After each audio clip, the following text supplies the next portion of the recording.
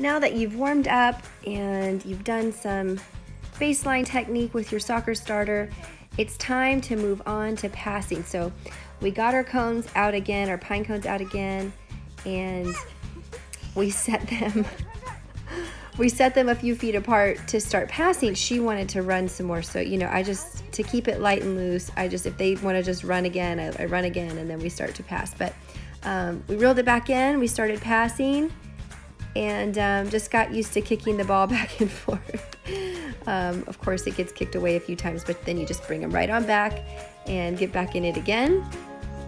So we did this a few times. We just, got our markers and put them down on the ground. And like I said, she wanted to keep running. So, when they get engaged like that, I just let them keep doing what they want to do for a minute, and then I bring them back. So here we go. In a second, she comes back.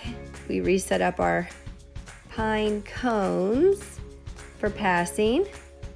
And after we've passed back and forth a few times, I'll actually even begin to coach her. Mine is almost 3, but you can do this any soccer start age, 3 to 5.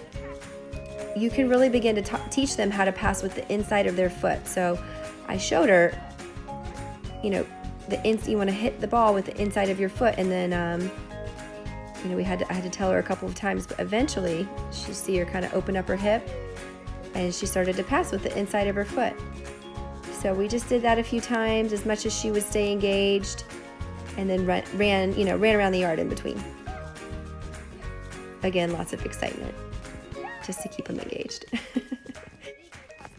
And another thing with this too, not just staying super excited with them and encouraging them, but having them count with you is really good too. Like I would count 1, and then I would have her count 1 with her pass.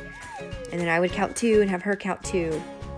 And that's another really great way to keep them engaged at this age level, because a lot of them are learning their numbers, learning how to count, and they feel like they're accomplishing not just passing with you, but doing something else great, doing their numbers.